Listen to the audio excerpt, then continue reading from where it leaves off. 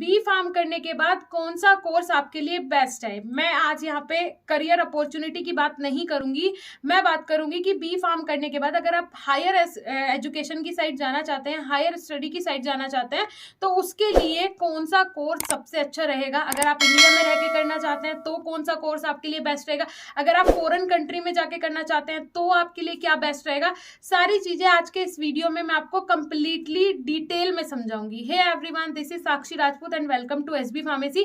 जैसे कि आपको पता है, मैं अपने इस चैनल पे आपको सारे जितने भी वीडियोस बनाती हूँ, चाहे वो करियर से रिलेटेड हो, चाहे बी फार्म में अच्छे मार्क्स लाने से रिलेटेड हो, टॉपर बनने से रिलेटेड हो, या फिर कोई भी XYZ कोई भी टॉपिक हो, सब मैं आपको पॉइंट टू पॉइंट समझाती हूँ, जिससे कि आप वो पॉइंट्स क्लियर कर सके और आपके माइंड में वो पॉइंट्स पूरी तरीके से सेट हो सके। सीधा चलते हैं कंप्यूटर की स्क्रीन पे। ओके, सो देखिए, after B pharm which course is best. B pharm करने के बाद मेरे लिए कौन सा कोर्स बेस्ट है और मैं क्या कर सकता हूँ। अगर आपको साइंटिस्ट बनना है, एकेडमिक्स में जाना है, या फिर आपको फार्मेसी में ही जो हायर एजुकेशन है वो गेन करनी है, तो उसके लिए क्या कर सकते हैं। तो उसके लिए ऑप्शंस, जैसे कि बी फार्म के बाद सबसे पहला जो ऑप्शंस होता है, अगर मैं उसकी बात करूं तो वो कौन सा होता है, एम फार्म होता है।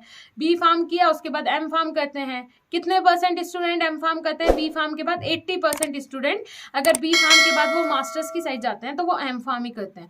उसके बाद अगर दूसरा मैं बात करूं, फार्मा के बाद, बी फार्म के बाद आप MBA भी कर सकते हैं। फार्मा MBA अलग से कोर्स होता है, वो भी कर सकते हैं। या फिर आप अब्रॉड जा सकते हैं। अब्रॉड अगर आप जाते हैं तो वहां पे MS आपको करना होता है, उसका क्या प्रोसीजर है वो भी मैं आपको बताऊंगी। MS होता क्या है वो भी मैं आपको बताऊंगी। तो सबसे पहले बात कर लेते हैं एम फार्म की। सो एम फार्म अगर आप करते हैं तो उसके लिए देखिए, एम फार्म अगर आप किसी इंडस्ट्री में, फार्मास्यूटिकल इंडस्ट्री में जॉब करने के लिए एम फार्म की साइड जाते हैं तो इसमें इसका स्कोप नहीं है, ये मैं आपको क्लियरली बता दूं, कोई स्कोप नहीं है ज्यादा। जो सही चीजें हैं मैं वही आपको बताऊंगी। अगर आप एम फार्म करते हैं तो आप जीपेट क्वालिफाइड होने चाहिए। अगर आपको अच्छा फ्यूचर बनाना है, जीपेट आपका क्वालिफाइड होना चाहिए। आप किसी बेस्ट कॉलेज से अगर एम फार्म करते हैं तभी आपके रिज्यूम में वो जान डालता है, क्योंकि सबको पता है एम फार्म कोई भी रेगुलर बेसिस पे नहीं करता है, ज्यादातर नॉन अटेंडिंग तरीके से एम फार्म होती है। और अगर किसी अच्छे कॉलेज से, गवर्नमेंट कॉलेज से, नाइपर से आपने एम फार्म किया हो तो इसका मतलब है आप वहां कंटिन्यू गए हैं, आप प्रेजेंट रहे हैं 2 साल, आपने रिसर्च भी किया, आपने सारी चीजें वो की है, थीसिस भी बनाई है, जो कि कंपनी के लिए, इंडस्ट्री के लिए वैल्यूएबल रहेगा, क्योंकि वहां पे मांगता है आपकी नॉलेज। तो आपको उस पोस्ट पे अपॉइंट किया जाएगा जो कि एम फार्म के लिए है। उसके बाद रिज्यूम, ये रिज्यूम मैंने यहाँ पे क्यों लिखा है, आपके रिज्यूम में जब लिखा होता है कि आप एम फार्म है, आपने एम फार्म की होती है, और आपसे कोई वहां पे क्वेश्चन पूछ ले और आपसे वो आंसर ना बने, तो इसका मतलब है कि आपने एम फार्म कहाँ से की है, किसी ऐसी जगह से की है जहां पे आप 2 साल नहीं गए, प्रेजेंट नहीं रहे, सिर्फ आपने कहीं से डिग्री ले ली है। तो रिज्यूम में अगर आपके एम फार्म लिखा है मतलब आप एम फार्म के लायक, आपके पास नॉलेज होनी चाहिए, बिकॉज वो एक मास्टर्स डिग्री है। तो एम फार्म का ये स्कोप है। अगर आप करते हैं, अगर आप किसी अच्छे कॉलेज से करते हैं, जीपेट क्वालिफाइड है, तो आप बहुत अच्छा फ्यूचर बना सकते हैं। एम फार्म के बाद आपको अगर नॉलेज है तो आपको फार्मास्यूटिकल इंडस्ट्री पे काफी अच्छी पोस्ट पे रखा जाएगा। 60-70 हजार से आपकी सैलरी स्टार्ट होगी, तो उसके लिए भी ऐसा नहीं बोल सकते फ्यूचर नहीं है। लेकिन जो मैंने आपको इसमें बताया है कि ये गाइडलाइन ही आपको फॉलो करनी है, इसके अंदर ये एक्सेप्शंस है। ओके, उसके बाद बात कर लेती हूं मैं सेकंड, जो मेरा है MBA की साइड अगर आप जाते हैं, कोई सोचता है कि मुझे फील्ड चेंज करना है अपना ये फार्मा का, या फिर कोई सोचता है मुझे करना तो फार्मा में ही है बट लेकिन मैं MBA की साइड जाना चाहता हूँ, मैं एम फार्म नहीं करना चाहता हूँ। ठीक है, अब दोनों में आपको डिफरेंस बताऊंगी। देखिए, अगर आपको अपना फील्ड ही चेंज करना है कि मुझे फार्मेसी की साइड जाना ही नहीं है, तो इसमें आपको क्या करना पड़ेगा, आप अगर MBA करते हैं तो MBA आप किसी अदर सेक्टर से करें, फार्मा MBA ना करके नॉर्मल MBA करें, या फिर किसी और सेक्टर से करें कि अगर आप फार्मास्यूटिकल इंडस्ट्री में ना जा पाए, आपको नहीं इंटरेस्ट आ रहा है, वहां वैकेंसी नहीं है, अगर आप अदर फील्ड चूज करते हैं MBA करने के लिए, तो आपके लिए मल्टीपल ऑप्शंस हो जाएंगे। और अगर आप जाते हैं किसकी साइड, फार्मा MBA की साइड जाते हैं, तो सिर्फ आप फार्मास्यूटिकल इंडस्ट्री में ही एज अ मैनेजर काम कर सकते हैं। ठीक है, नेक्स्ट है, अगर आप फॉरेन कंट्री में जाना चाहते हैं, अगर आप अब्रॉड जाना चाहते हैं, अब्रॉड जाना चाहते हैं, तो उसके लिए आपको क्या करना पड़ेगा।